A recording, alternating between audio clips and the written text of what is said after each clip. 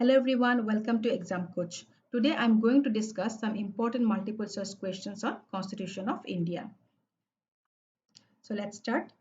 Our first question is the most profound influence on the drafting of the Indian Constitution was exercised by the options are US Constitution, British Constitution, Government of India Act 1935 and French Ideals of Liberty. So the correct answer is option C, that is Government of India Act 1935.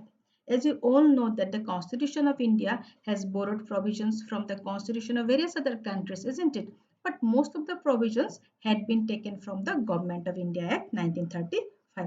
যদিও আন আন দেশৰ কনষ্টিটিউচনৰ পৰাও প্ৰভিজনছবোৰ বৰো কৰিছিল কিন্তু বেছিভাগ প্ৰভিজনছ বৰো কৰিছিলে গভৰ্নমেণ্ট অফ ইণ্ডিয়া এক্ট 1935 পৰা আৰু government of India act 1935 was detailed and lengthy document সেইকাৰণে গভৰ্নমেণ্ট অফ ইণ্ডিয়া এক্টখনক আমাৰ ইণ্ডিয়ান কনষ্টিটিউচনৰ ড্ৰাফটিঙৰ ক্ষেত্ৰত most profound influence থকা বুলি কোৱা হয় যিবোৰ provisions লোৱা আছিল সেইবোৰ হল federal scheme office of governor power of federal judiciary public service commission emergency provision administrative details these all were taken and drawn from this act of government of India Act 1935 so the correct answer is option C that is government of India Act 1935. Second question is which schedule is added to the constitution by the first amendment. Options are 8th schedule, 9th schedule, 12th schedule and 14th schedule. Correct answer is option B, that is 9th schedule. 9th schedule contains a list of central and state laws which cannot be challenged in the court. 9th schedule কিছুমান central আৰু state law include কৰা হয় যিবিলাকৰ কি কোৰ্টত challenge কৰিব নোৱাৰি and most of the laws protected under this schedule concern agriculture, land issues. It also includes the reservation matter.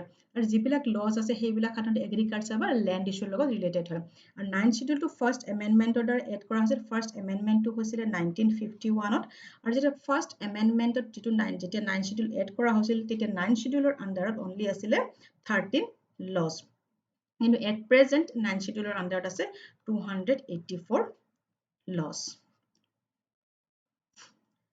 Third question is the opening words of the preamble have been taken from the preamble of the options are Charter of UN, Government of India 1935, French Constitution, Constitution of Ireland. So the correct option is option A, that is Charter of UN. Charter of UN or opening words আছে with the people of United Nations. ঠিক তেনেকৈ আমাৰ Indian Constitution আছে with the people of India. So opening words to Charter of UN ৰ পৰা লোৱা হৈছিলে. Fourth question is which of the following article of the Constitution of India is related to liberty of press? Options are 19(1)(a), 44, 46 and 50. So the correct option is it is option A, Article 19 clause 1 subclause A.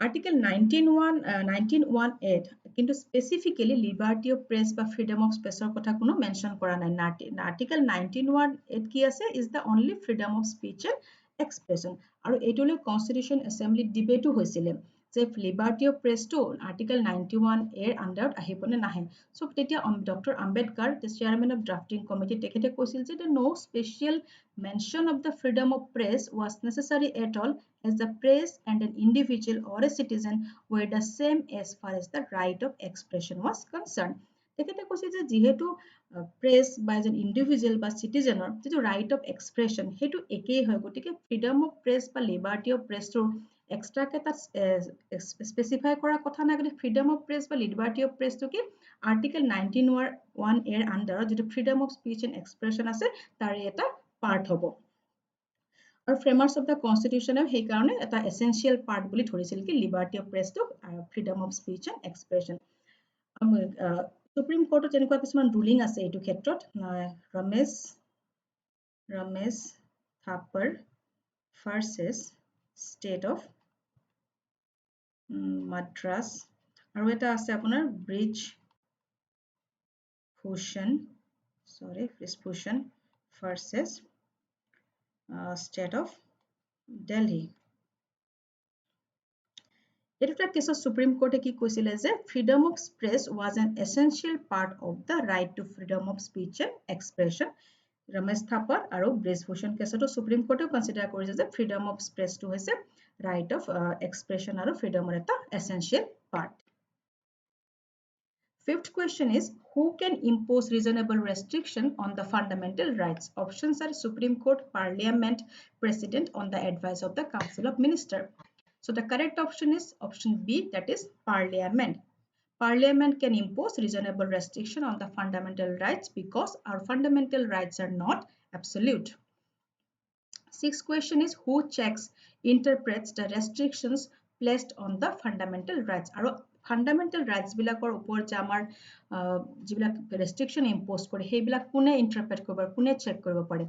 Options are Parliament, President, Supreme Court, Prime Minister. So the correct option is option C, that is Supreme Court of India.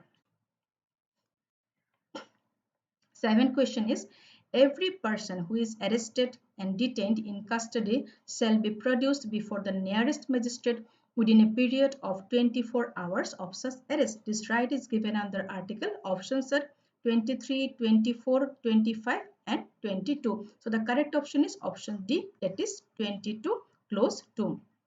মই অৰেষ্টৰ যেটো video আছিলে rights of arrested person তাতো মই এই আৰ্টিকেলটোৰ কথা কৈছিলো যে article 22 2 আন্ডাৰত যেতিয়া মানুহ এজনক এৰেষ্ট বা ডিটেইন কৰা হ'ব তেতিয়া সেই মানুহজনক এৰেষ্ট কৰা উইদিন 24 আৱাৰ্স ভিতৰত মেজিষ্ট্ৰেটৰ ওচৰত প্ৰডিউস কৰিব লাগিব next question is which one of the following is a human right as well as a fundamental right under the Constitution of India? Options are right to freedom, right to education, right to work and right to housing. So the correct answer is option B, that is right to education.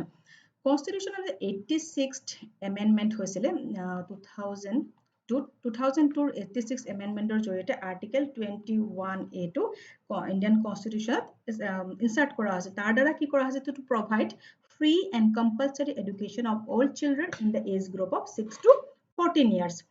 This is recognized in the International Covenant on Economic, Social and Cultural Rights, a human right, and that includes the right to free and compulsory primary education to all. So right to education to human right বুলিও কোৱা হয় আৰু লগতে কি এটো এটা fundamental right হয় Next question is, freedom of conscience under the Indian Constitution is subject to public order, morality and health, a law providing for free social welfare and reform, opening Hindu religious institution of a public character to all Hindus, to defame an offense. So A option geta pitot kuntu hobo.